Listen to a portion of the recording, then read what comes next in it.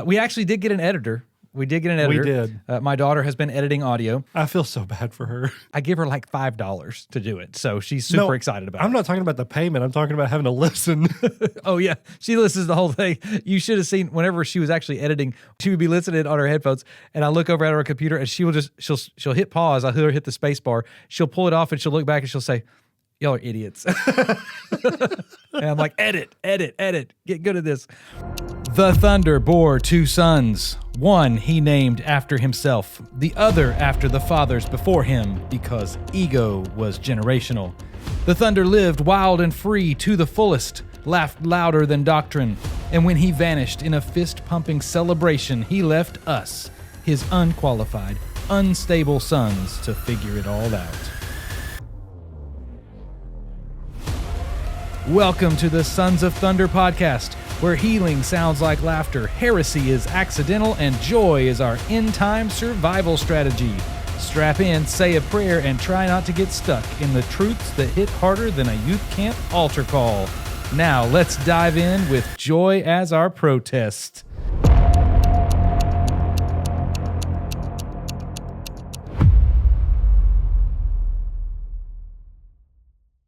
Welcome back to the Sons of Thunder. Yeah. It has been a smooth 6 months since we have been in the studio.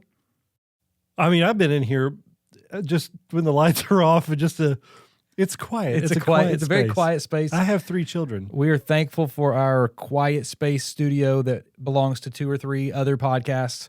But here we are. We are definitely not top tier podcast. No. FYI. So it's been 6 months. It's been 6 months since we've had cameras rolling. Since we've talked. We have recorded since we ever spoke. We've recorded multiple episodes that never came out. Right. I do want to make sure that is known. We did record. Did we really? We did. The ones didn't come out were the one about I talked about something with Easter. And in fact, I found the audio files on the computer the other day. One of them was an illustration. I wanted to use it at Easter, and I didn't. And so I talked about it on the podcast. The illustration wasn't really that good. Now that I've actually listened back to it, then there was the episode of you talking about your testimony, your salvation story. The yellow paperclip. The yellow paperclip that I'd never heard. And I'm also glad we didn't air that because I lied about the paperclip and how it forms back. If you remember that one thing, it wasn't an accurate statement. My wife corrected me when I got home. Oh, okay. But we did talk about that. Joseph got saved by a yellow paperclip. I did. Yep. And not his soul, but his conscience, his mind. Okay. Maybe. You had to be there, and we never aired it. So you're never going to know. Too bad.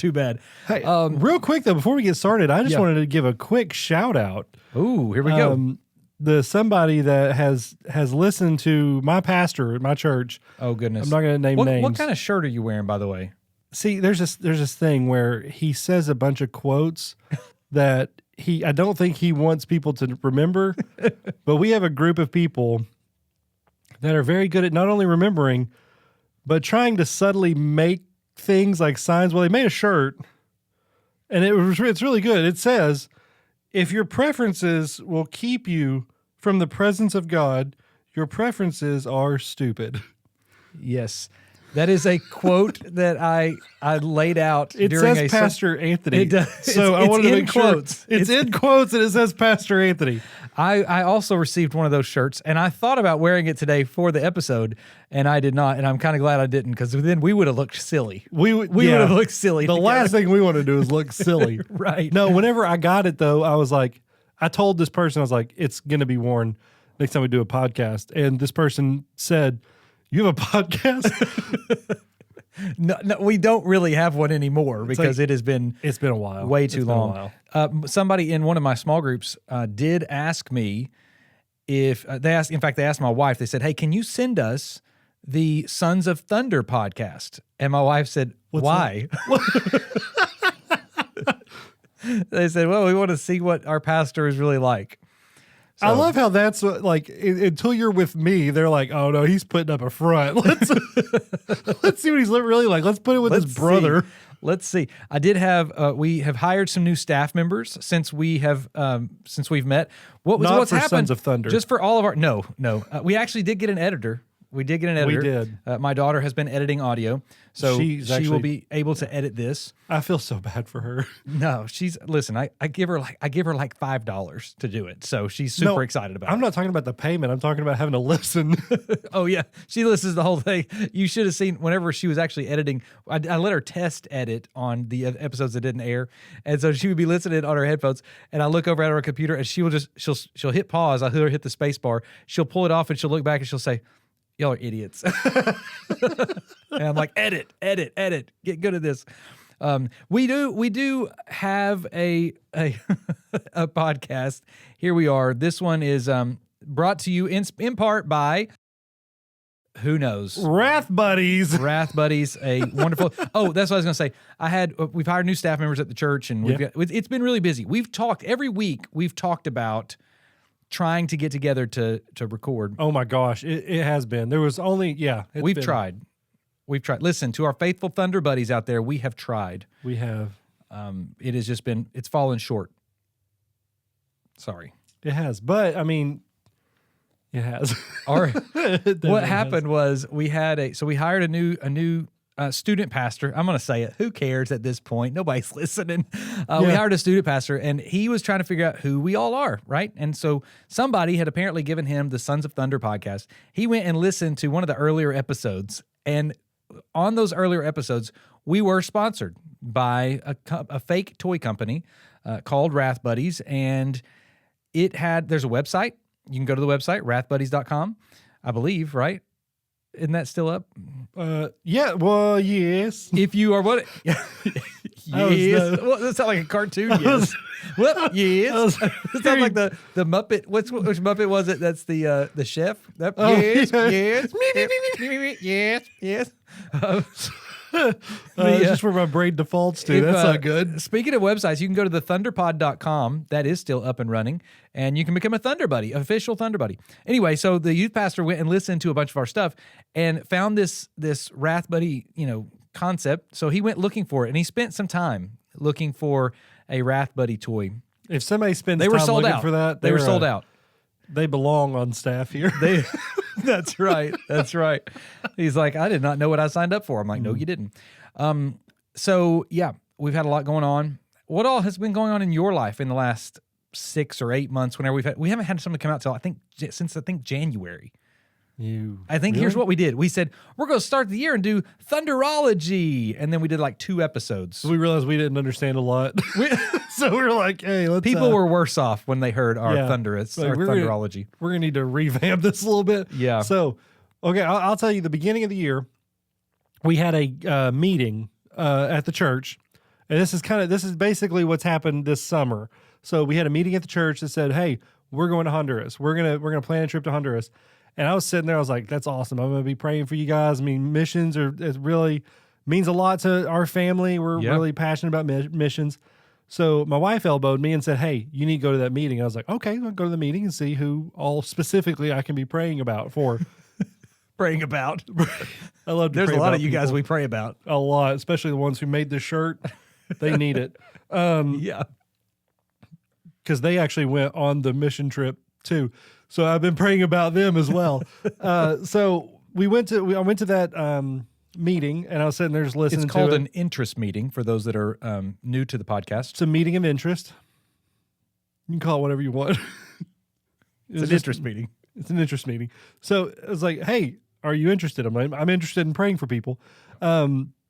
So he kept asking me, the executive pastor was like, hey, do you guys want to, why are you here? That's actually what he said. He looked at me and said, why are you in here? Are you just here to disrupt everything? That's exactly, yeah. We got stuff to do. I started walking in. He was like, hey, don't.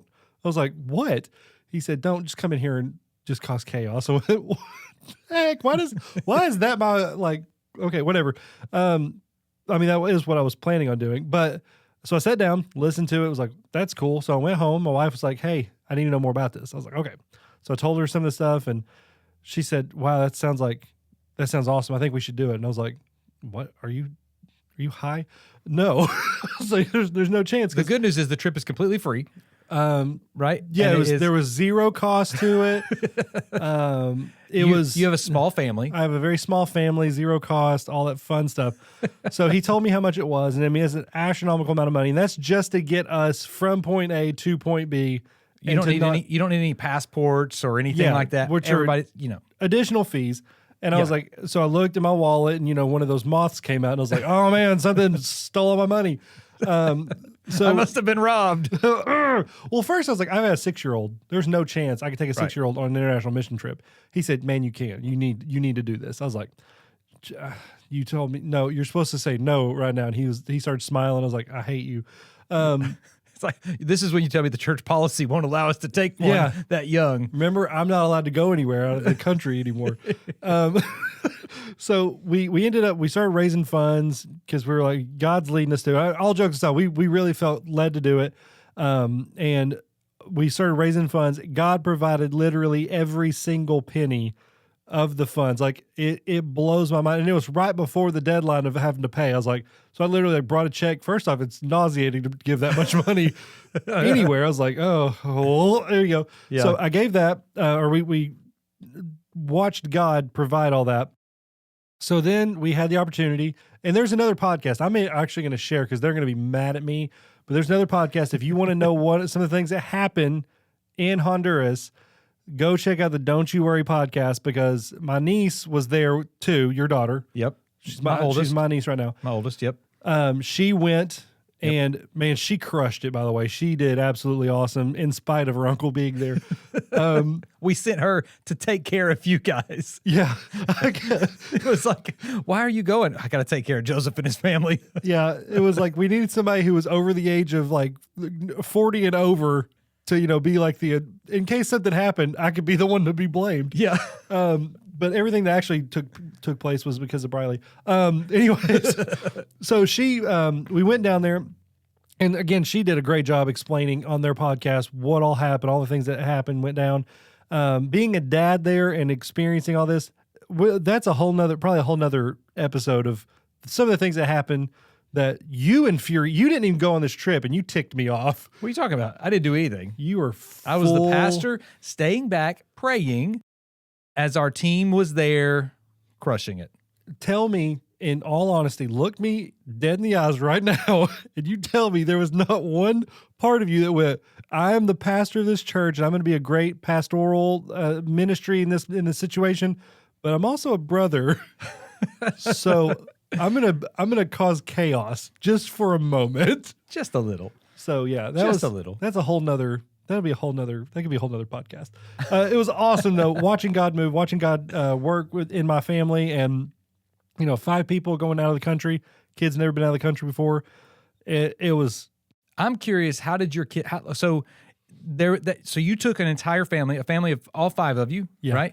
Went on a mission trip together overseas in Honduras. For our listeners that maybe haven't been to an international mission trip, there are some. I will say inconveniences going to a nation like that, an area like that. Now, it's not like terrible poverty and like dirty and all that stuff. But it is a nation or a country that has a little less than we do. Yeah, are you talking about the toilet paper or? Sure. That is an inconvenience. You cannot in those places. You cannot flush toilet paper down the toilet. You can try.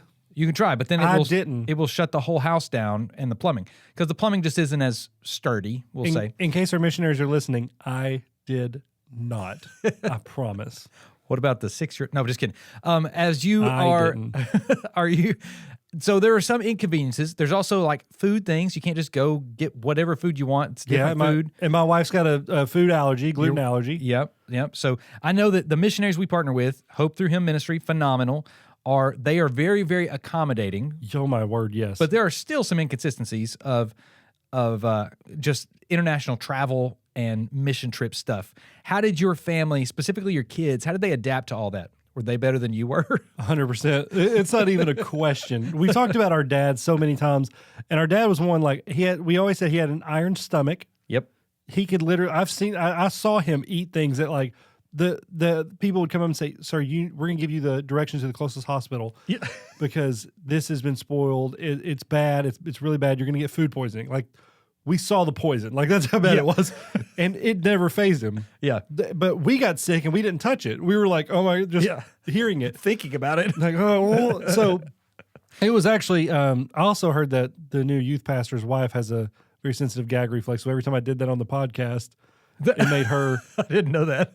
Yeah, just in case she's ever listening. It's, oh my God. Anyways, sorry, I just had to throw that in just for her. Yeah. So we went down there. The kids, man, they absolutely crushed it. And I've got videos, pictures, and I realized something that our dad did when we went to Israel specifically. Mm-hmm. This is one of the things that made me just broke me. I'm pretty sure it broke you too. Yes, I think I know what you're talking about. All the pictures that our dad took and videos our dad took never were where we were. That was the background. He wanted to make sure he saw us in the picture. Like, he took pictures of us experiencing all the things. Yes. And doing that, man, that going back and looking at those pictures, I'm like, that tears me up. But I caught myself doing that exact same thing on this trip. So one of the things our dad always did at Vacation Bible School every year, which is the same thing we do, is Rock, Sword, Shield. This song that we sing, we get excited, we're dancing, we're getting the kids all hyped up. Yeah, hand motions, dancing moves, all that. Yeah, we do hand motions regardless. Even when there's no music. Yeah, like Power Rangers. So just rock 'em, sock 'em robots. So we were down there and we were at one place, and Pastor Charles, who's the executive pastor, who was a missionary in Guatemala for years, he's like, "Hey, we're going to do Rock, Sword, Shield." And he kept looking at me. He's like, "Hey, so we're going to do this." So I got up on the other side and I was recording the whole time. Also bawling like a baby because I was like, right.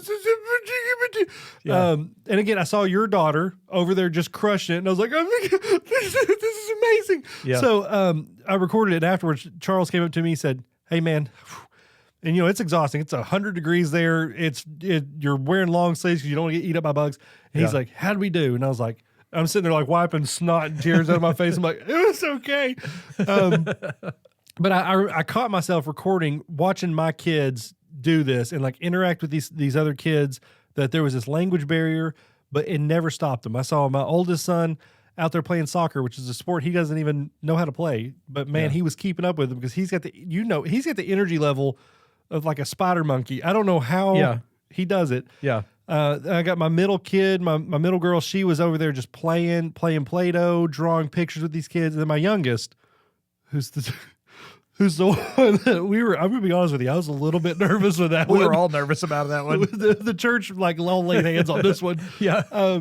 She was over there and just playing so hard with some of these kids. And she's like, "Hey, I just made a new best friend." We're like, "What?" And like, she was saying some words in like Spanish. And we're like, "What? Yeah. How did you just pick that up? Like, what is going on right now?" But man, they did so awesome. I didn't hear any complaints. I saw them work alongside one another. And I was like, man, it absolutely blew my mind. Like, I can't tell you how often I was crying like a little baby, but I also get car sick. So I'm the only one in the bus as we're riding along. And I'm like, man, this is sitting back like this right here gets the thing the whole time. Yeah. I was like, that's how Caldwell's travel. I'll say, from your mission trip experience, you talk about the dad, when we were in the Holy Land with Dad, he was taking pictures of us at the sites. And we didn't even know it until much later, and we see the pictures, and we were like, "Dad, you just took a bunch of pictures of us." We were standing at the Garden Tomb, and you took a picture of us in the like, what are you doing? And he just wanted to see us experience all those things. Now, in his defense, he had been to the Holy Land a couple times, so he'd seen the sites, right? I already knew the tomb was empty. Click. Yeah, I just want to see my boys here. But I think the same thing's true. So on your mission trip, right? You've been on mission trips before, and you served and you did your things. But seeing your kids experience that kind of stuff is a game changer. I will say this: one of the things that we tried to do this year, after our Thunderology thing kind of just stopped, we began to think about, like, what is it that we are passionate about? What is it that we really want to see? And it was fatherhood, right? It was all about dads being awesome dads. And the Lord has done so many things in the last couple of months in us that, you've got your mission trip experience with your kids and your whole family. And then my oldest daughter, who was on the mission trip, moved away to college. And that whole process was just miserable and terrible and awful. I hope she's watching this today and sees that I'm mad at her still for moving away, right? She moves away. But even in that, like, it was about, so funny, whenever we moved her into her dorm, we were there, and there's 4 girls in this dorm, and all these families are there helping these kids unload everything, right? Yeah. And I say kids, these, young ladies. And These young whippersnappers. these youngins. And one of the things that was crazy, all of us parents, all of us dads, we were introducing ourselves to each other, right? But we did not say anything about what we do, who we are, where it was all about our daughters, right? It was all about the kids. And like, come to find out, me and one of the dads has a whole lot in common that we found out later, like days after, because our daughters were like talking, be like, "Oh, my dad's a pastor too. Oh, this is crazy. Oh, we both come from the same area." It's like wild. But it was so funny to think, like, whenever I thought about moving my daughter to college, I thought about what it was going to be for me. Right. And the whole time it was like, how can I make this great and excellent for her? And so I wanted to watch her experience new things. I wanted to watch her meet new people. I wanted to watch how she interacted. I told the story on Sunday, the first day we were there, we were moving everybody in. And I want to share the story here. Not everybody listens to our service online. So we move her in, and as we're moving her in, the staff comes kind of busting in the dorm, and they were like, "We need Briley Caldwell out here to be interviewed." And we were like, "Okay." And Briley's like, "Okay, no problem. I'll go out there." We assume it's the university's social media, right? Because they're doing a lot of social media stuff for Welcome Week and all that. And so we're like, okay, well, so my wife and I were like, well, I guess we'll just keep unpacking while you go out and frolic and go be fun and have a good time. So we keep unpacking. Well, she comes back. How much did she pay you to come get her? Yeah. So I gotta go interview with such and such. Yeah. So we were in there unpacking. She comes back in and she says, I was like, "So what'd they ask you?" She's like, "I mean, they asked a few questions." She said, "It was fine." And again, we're just assuming this is the university's social media account. Right. Well, so that night I made the joke that, like, that night we go back to the hotel room, my wife and I, and it's the first night she's there in her dorm and she's doing her thing. So we're staying in the city for a couple of days, and we go to the hotel, we turn on the news, and we're like, okay, well, my thing was my daughter's here. This has got to be, I want to check the crime rates. How many murders? Criminals from the statistics. How many? What are the statistics for the criminals in our city here? Because I want to see. Okay, where have there been murders today? Right. I want to make sure to tell my daughter not to go there. We turn on the news, and like that's who they interviewed. My daughter is who they interviewed. So we turn on the news and we see her, and she's like, "Oh yeah, I'm a new union student. I'm from this. And it was like, wait, that girl looks just like. Yeah. I was like, wait, she's got the same name. What's going on? But just to watch like that flourish and that be, and I'm thinking, man, it is cool to be a dad and to watch your kids thrive in something. And now, so what you experienced in Honduras, what I got to experience at like move-in weekend, and then there's another story that my youngest is going to be so mad that I'm even sharing this. I don't care. She's going to cut this out. Yeah. She's about to edit all this out. There was a new girl come to their school, their high school, and there was multiple requests from multiple parents in the community that knew this new girl that was coming in, and they all said, "You need to get Britton to show you around the school. You need to get connected with her. You need to get connected. She's a good kid at the school. She's a really good one. You need to make sure you connect with her." And, it was a really quiet moment for us. Like, I didn't make a big deal about it. I wasn't. I mean, I was like, "Hey, I'm proud of you for being a, stand-up kid." But ultimately it was, you have a reputation about you that people want their kids around you. That's huge. That's huge. I want you to think, like, whoever you want your kids around, that says a lot about that other kid, right? Yeah. All these parents were like, "We want you around Britton. She is a great kid." And so here I am as a dad, like super proud. This was right after we moved our oldest daughter in. We were all breaking down, and everybody's sad. She's not there at the house anymore. And then it was like, but we still have this ministry here. And here's what hit me yesterday. We talk about all, and because I knew we were going to record today, and I started thinking about, what are we going to talk about? And we were like, we don't know. Who knows? Like, let's talk about whatever. We literally didn't know until we hit record. It was like, you said, "I'll ask you a question real quick." And I was like, okay. And it really stemmed to, we've not done this in over 6 months. What's going on? Yeah. And it's been being a dad. It's being a dad. husband. We've been this person, and we've seen a lot happen in our kids. We've seen a lot happen in our families. I mean, and there's a lot, right? Like my daughter graduated high school. Then she moved into college. She went on her first mission trip overseas.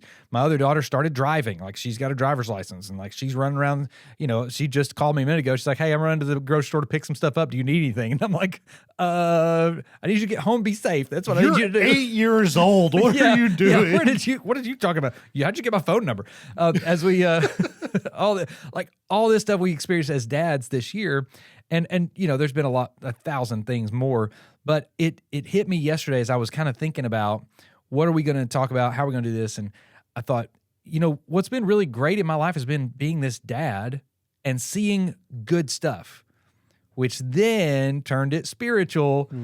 What do you think our Heavenly Father, what makes him proud? What makes him excited? And how do you think he thinks about, do you think, and I know I shouldn't say this, but like, say it. If God was like talking to somebody else. Are you going to be silent because of your preferences? Yeah. That's stupid. So I'm going to take a little bit of artistic liberty here. Okay, do it. And if God was talking to a friend about his kids and he's talking about us, what would he say? This has been the greatest summer ever. Or would he say, you know what? He's had a rough time. Yeah. We're just gonna he's really struggled. He's trying. I felt really bad a couple of times. I wanted to swoop in and help him, but he had to learn. And the funny thing is that you said that, and it reminded me like this. So the summer has been phenomenal. Like watching God move in Honduras, and you know, even seeing my niece graduate high school. And it's weird. We were just talking about your youngest too. I was like, your oldest, I kind of like, you know, she's going off to college. I'm like, okay, that's fine. Your youngest is driving. And I'm like, whoa. Yeah. For some reason, the second one's the one that's hitting me with my nieces. I'm like, yeah. She's supposed to be like, I'm pretty sure she's supposed to still be in nursery. Yeah. Yes. But then I think about my own children. And, you know, you've heard of some of the things that have happened just in the past couple of weeks from current things. Yeah. So I'll tell you. I'll tell you the one thing specific. My son got bitten. He got a spider bite, and we found out it was a brown recluse, which I don't know if you know this or not. Kind of dangerous. Those are not great. So now he is Spider-Man. He's been asked that a lot, and people are how thinking culturally appropriate is it that he got bit by a spider at this point during the big Spider-Man movie? I don't know. And you've never seen my son and Spider-Man in the same room. There is, so you're saying there's a chance. I've never seen them both in the same room at the same time. That one got me. I mean, have you?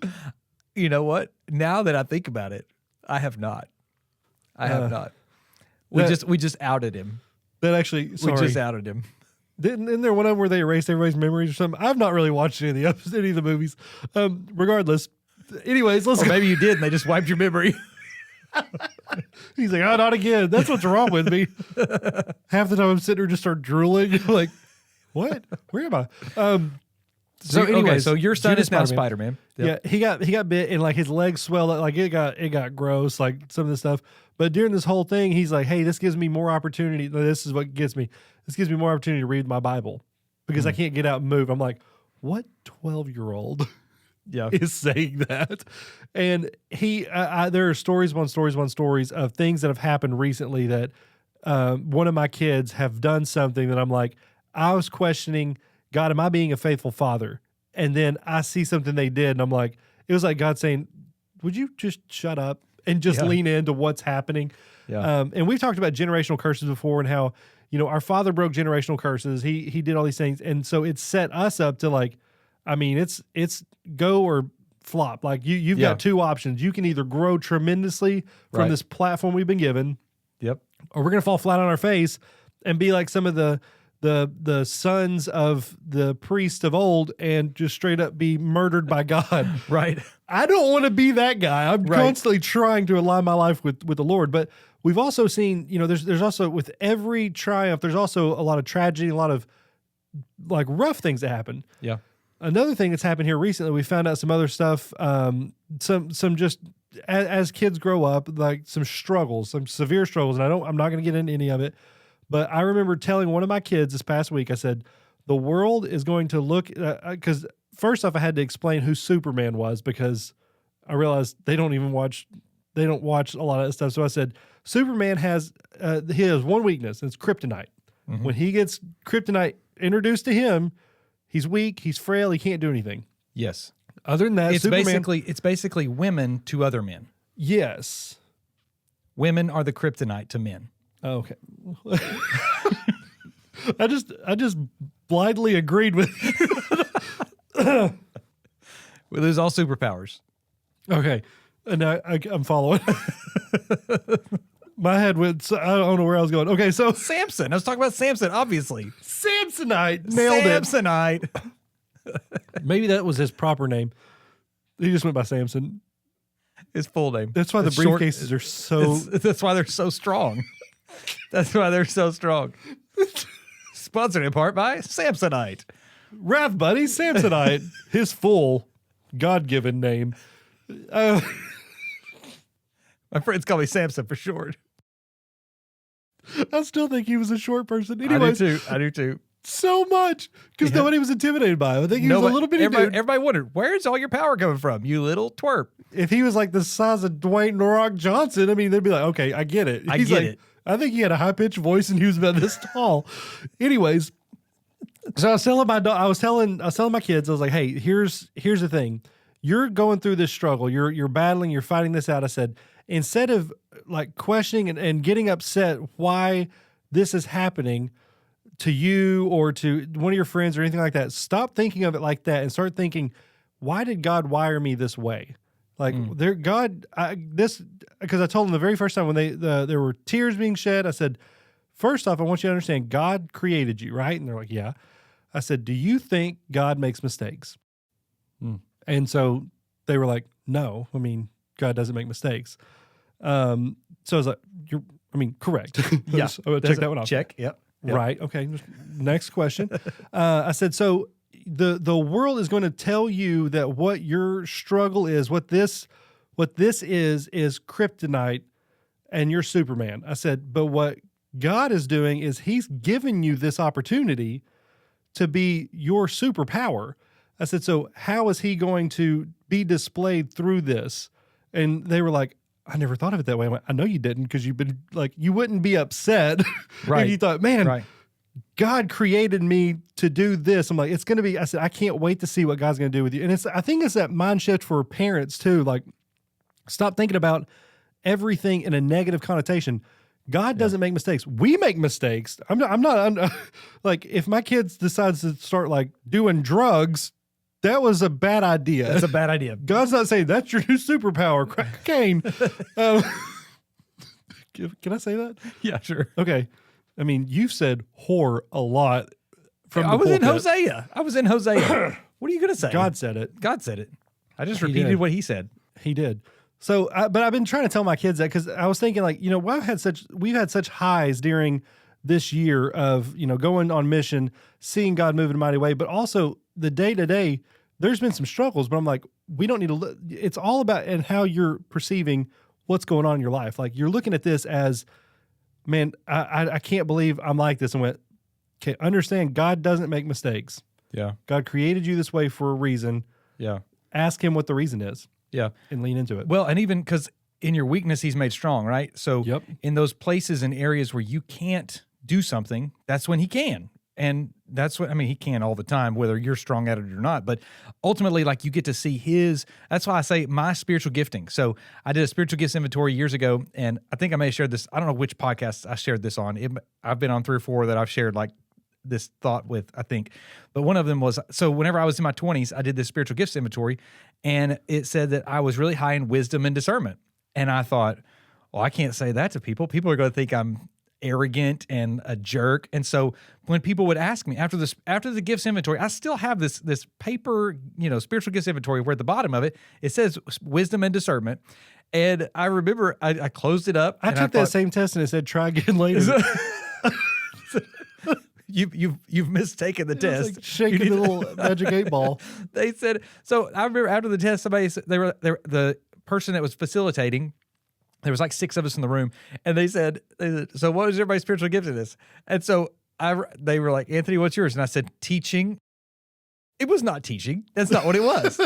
That's not even an option. I thought I'll say something that's not wisdom, because wisdom to me sounds like you're an arrogant, like know-it-all. And I hated the idea of having know-it-alls around me. So here's what I did. I suppressed it, right? I was like, I'm pushing that one way down, not telling anybody.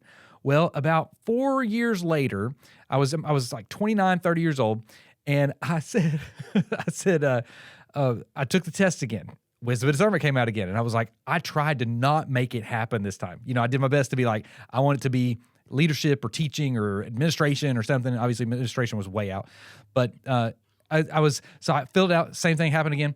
And the guy said, all right, before we talk about who all has what, he said, I want to remind everybody what a spiritual gift is. And he said, it's when it's obviously the Spirit working in you, not you working in you. And so in my head, here's what happened. God was like, see, I called the dumbest person to have the wisdom. That way, when you say something wise, it's obvious it's me. And I was like, I got wisdom. And then I thought, I'm just telling everybody I'm really dumb. But it's like, this is what it is. And so it's literally the wisdom for this idiot. Yeah. And so what's happened is now God puts me in situations where I need wisdom. I know I can't call on myself. Right. I have to go to him because that's my weakness. I do not make wise decisions apart from him. So I've got to give those all to him. Same thing as like, with kids, like teaching them how to lean into the Lord. It's so weird because in parenting, we are building our kids and crafting them to be independent. Yeah. But in the spiritual world, it's backwards. We should be taught how to be dependent on the Lord. Like, how do you depend more on him and allow him to do things that only he can do? And so, yeah, that's my parenting tip for the day. Be independent, but dependent. Be independent in life, dependent on the Lord. And don't raise your kids to be a butthole. Like, there's that too. I feel like that should be, if you're a butthole, just that don't have kids. If you're a butthole, don't have kids. If you're a butthole and you've already had kids, like, get them in church. Get them in church. Get them around people who are not buttholes. Yeah, and change yourself. Yeah, stop being a butthole. Yeah. Man, that's good. This is good. I was not prepared for some of that stuff, but like that's just what you one were of the things prepared to call all of our Thunder Buddies buttholes. Yeah, I mean, kinda. We've been called idiots from the pulpit. Stupid. That's true. Well, if your preferences keep you from the presence of the Lord, your preferences are stupid. Yeah. But see, that's another thing too. That honestly, the more I've thought about that statement, it's a good statement. It is. It's accurate. It's accurate. Accurate in quotations. So but one of the other things too, like as I've been learning this, as I've seen my kids grow and I've seen them struggle, the one thing I have been asking God for is more wisdom. And I remember our dad praying, like, anytime somebody said, what can we pray for you about? He said, pray for wisdom. I want wisdom. Yeah. And that's one of the things, like, it doesn't come naturally to me making wise decisions. Weird. But I've been begging God, and I'm like, here's the thing. I've asked God a lot in my life for, like, God, grant me wisdom. Yeah. And it's like, it's hit me in the past couple of months. Like, if you're not diving in and searching for wisdom in my word, you're not going to get it. Not going to find it. You idiot. Yep. Like, you're so stupid. Yep. I'm like, but God, I just want, I feel like if I can just ask you, you'll just give it to me. And then he's like, I gave you the entire word. And you just open it up. I don't have my Bible with me right now, but it's literally like, I've got one right there. I did. Like, I gave it to you. Yeah. And it's full of wisdom. The funny thing is, I was praying and asking God for that, and it was like one of those lightning bolt moments, because I was like, God, I need wisdom in this situation. And then I looked over, and my Bible was sitting there closed next to me. I was like, I just have to open it up. There's where the wisdom is. There's so many words. So, but I remember, one of the main things, I open up and I'm really doing my best to hammer into the book of Proverbs, like really dive in. And one of the things, like, wisdom is not something that is, that you can, okay, this is going to sound, I know where I'm going with this, but like, wisdom is not something that you can personally attain. You need to go after it, but it is a gift from God. Yeah. God is the one that gives wisdom. Yeah. You can't just say, like, you can't just be, oh man, I found it. Like, this is mine. It's like, it says you need to search for it, but at the end, like, this is a gift from God. Like, yeah, because God's wisdom, God's knowledge, everything is so far above ours. Yeah. So you need to ask him, seek it, and then he will grant it to you. Yeah. Yeah. But yeah, I mean, it's been like that's one of the things I've been asking God for is more clarity and wisdom, and not just with other areas of my life, but specifically to be a dad, to be a good, godly dad, good, godly husband. Like I want to know how to lead my family better and do those things. I'm gonna be honest. One great way of doing it: take your kids on mission. That was an eye opener. Yeah. You get to see them in an environment that like you kind of get to see who they really are. Let me share one thing that happened in Honduras. Can I share one thing? Yeah. And it's kind of like a 3-parter of one idea. So we get down there, and every time I travel, especially in an airplane, I get sick as a dog. Like I feel horrible as soon as we land. We get in a bus, can't ride. I'm like, oh my God, this is terrible. We hit the ground running in Honduras. We were like, man, they were like, hey, we don't typically do this, but we got to go straight over. We're like, okay. We'd been up since like 1 a.m.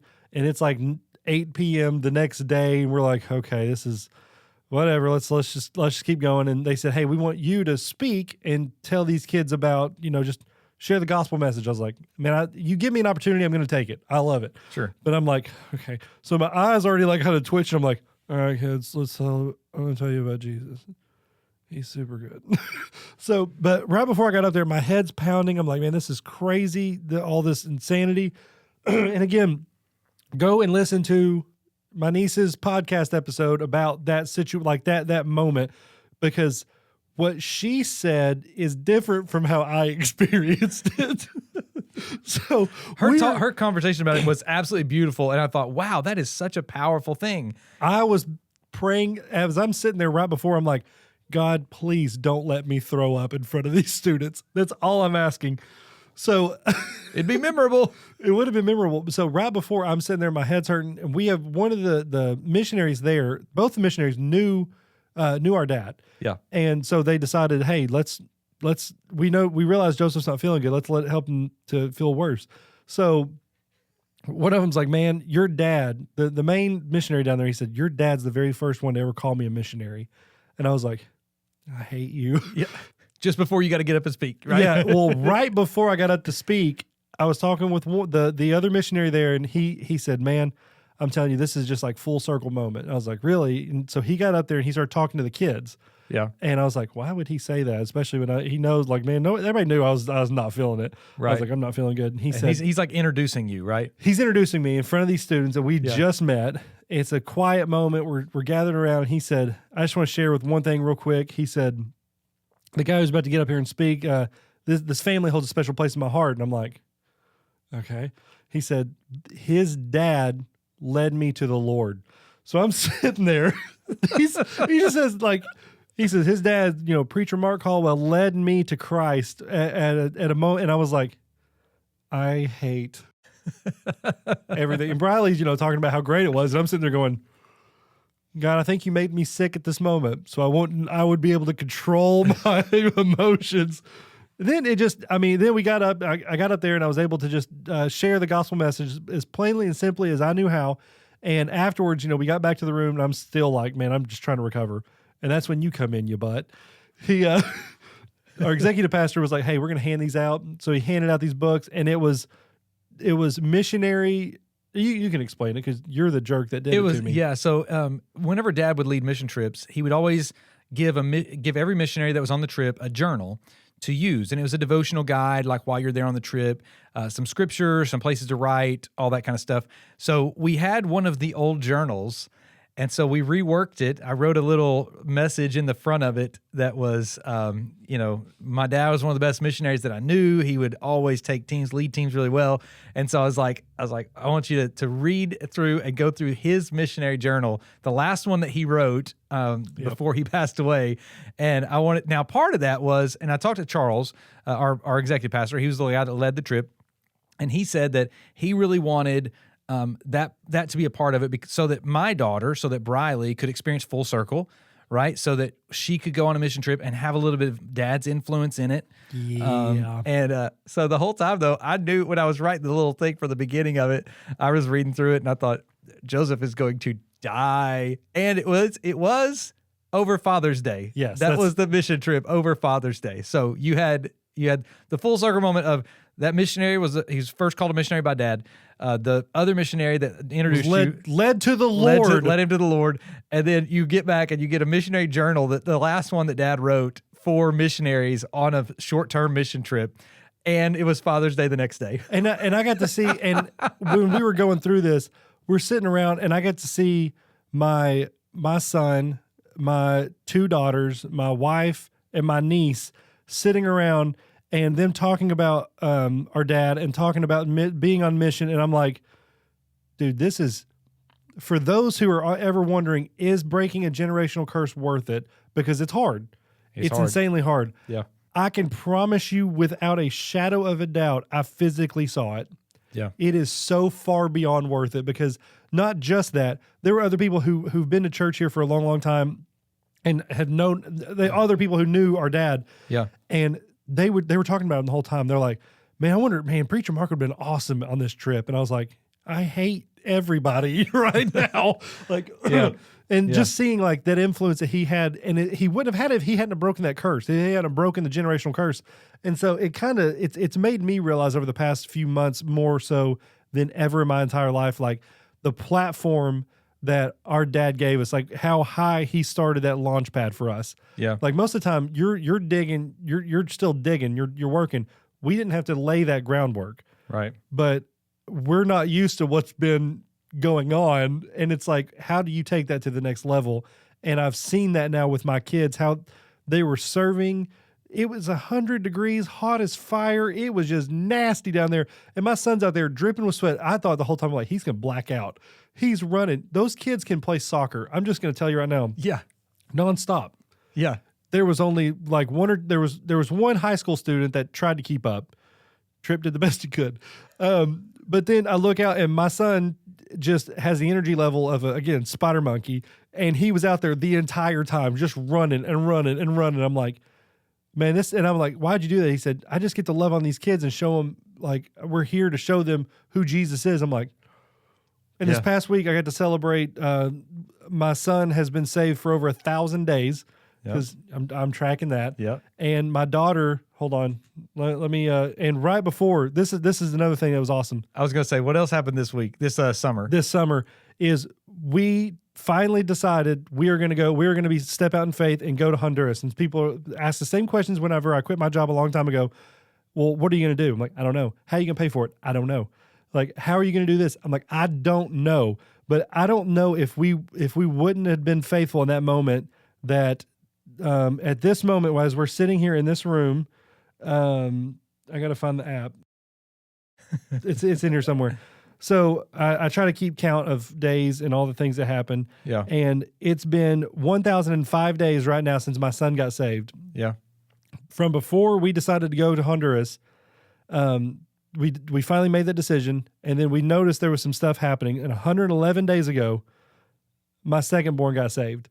Yeah. And so the opportunity to lead her to the Lord, and then baptize her, and then take her on her first international mission trip. All within like a month. All within a month. And she was 9 at the time. So her birthday was after we got back. I'm like, this is absolutely mind blowing. And I was like, this is a core memory. This is something that she will never forget, and she's going to take with her for the rest of her life. And honestly, it goes so far beyond that. Like the other members of our church who went, like, it was so cool to see how everybody was just united and working together, taking care of my little one so that I can go do this, or that so Tara can get a little bit of a break because she was on the other side with the girls. And that was interesting. But being able to just see all that, man, it was absolutely mind blowing. So yeah, a lot of great things happened this summer, a lot of hard times, but then you stop and look back and you're like, at the beginning of the summer, my daughter wasn't signed, sealed to be delivered into the kingdom of God. And now she is. Like, yeah, it's pretty good summer. It's been a pretty good summer. Overall, been a pretty good summer. That's why we've not been doing the podcast. Yeah, we've been busy. Well, and even knowing that, like, you know, on the Honduras trip, like I saw a video of Briley, my daughter, leading worship with the team that was there, and just thinking about, I was asleep by that time. The way, I didn't see you in the video. It's scanned around. But just thinking about how we are, you know, people ask sometimes, or they'll wonder, you know, you and I put a lot of work into our families. We put a lot into our families. probably at the detriment to other things in our lives. Yes. You know, I there's a part of me that I think I could probably be a more present pastor if I wasn't with my family as much, right? That's why a lot of pastors will neglect their family in order to serve their church better. And but I'll tell you, like I'm playing the long game. Like I'm playing the long game. And my kids, so I've multiplied myself and my children, and now they are ministering to people. They've both led somebody to the Lord in the last year, both of them. They have and man, those stories are I mean, those stories are amazing. And like insane. they've seen their friends baptized. They've seen their like they're soul winning. And I'm thinking, I've produced in them something that not even my church is doing. Yeah. You know what I'm saying? Like and why? Because I've spent so much time. I've developed, I've put them on a path of like, here's what the word says. Let's lead you to the Lord. Let's continue in the Lord. Let's walk in the ways of the Lord. I want them to see that at home. I don't want them to get off to college and say, oh, my dad's a pastor, but I never saw him. That's not what I want to say. I don't want them to say, oh, my dad's a pastor, but at home he was a little bit different. Oh, but at home he was this. Oh, but I want them to say he was the same everywhere he was, and he cared about us and loved us. Because again, we have been given the name, the title that God chose for himself. Like God chose to be called Father. And so now he's told us to be good fathers. So I will say this, husbands, fathers, men out there, this one's for you, Thunder Buddies.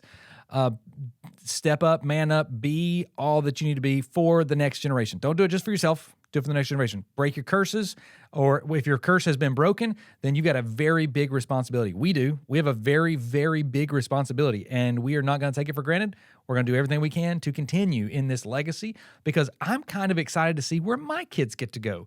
And then I'm excited to see where my grandkids one day will get to go. Like, let's build on it, right? Like, let's make it better. So there you go. That's what I got for today. You got anything else? Yeah, just real quick. One of the funny things about your oldest in Honduras. So when we first got down there, I'm sitting there thinking, I'm like, okay, you know, I act goofy all the time, but I'm very cautious and like, I can worry about other people. Yeah. So I was like, okay, she's kind of in my care, although technically she was caring for me. But I was like, I kept my eye out. I was like, okay, I'm gonna keep watching. I'm like, hey, where's some of these teenage boys were coming up? They're like, hey, you want to do this? I went, I don't care where you are. Yeah. Where is my niece? And they're like, oh, she's over there. And I'm like, okay, you go away. And they're like, well, where did so and so go? I'm like, I don't care. But I kept looking. I was like, man, I wanted to make sure I got my eyes on Briley, make sure she's okay. Well, I think that was just another way for God to be like, I want you to work so hard to see what I'm about to do. Because I would sit there and look and I'd see her serving. Like, it's nasty hot out there, okay? Yeah. And she's out there smiling. I don't think she ever broke a smile. She was just smiling from ear to ear. Again, like you said, she was leading worship. She was harassing me while I was sick in the bus. She said, hey, I want to do these bus sessions where I'm like talking to everybody on the bus. And I was like, let me grab my phone real quick. Oh, okay.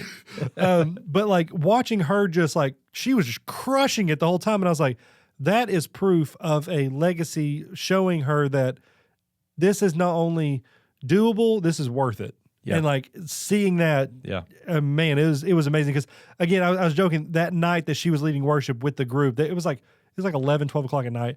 They were downstairs of the mission house. I was upstairs talking with another member of the church, couple of members of the church. Yeah. And man, we were having a moment too. We were talking about being in the presence of God, and it was awesome. What made it even better is the windows were open because the electricity kept going out. So we heard them, and they kept just getting louder and louder and louder. And we were having church, and then all of a sudden we heard the worship come up. I was like, this is absolutely insane. And the two voices I heard from downstairs were the voice of my wife singing harmony to your daughter leading worship. And I was like, oh my gosh, this is so awesome. Yeah, that's good. Oh man. That's good. Yeah, you're looking around and be like, I think we're in a book, in the chapter in the book of Acts or something right now. Like this is what it sounded like in that first century. We're talking about the torn wells with the Acts 2 rushing winds coming in there. I was like, let's go. The breeze come through the windows and you could hear the worship. And every now and then there's like, whoo, whoo. Yeah. Having a cold chill when it's 100 degrees kind of makes you feel like there's something. You got a fever or something? Yeah. Like, oh man, the Holy Spirit is like, you need to go to the hospital. Yeah. I'll tell you, if people say, how do I experience something like this? Go on mission. Love your family well, and put in the work. Put in the work. It'll be worth it. We will. It'd be worth it. All right. Hey, we're going to sign off. It's been long enough. Welcome. Hey, the Sons of Thunder are back. We back! And we'll have more sponsors soon. More WrathBuddies, probably. Probably so. I've heard they're working on some stuff. It's been nonstop. Yep. All right. See ya. Bye!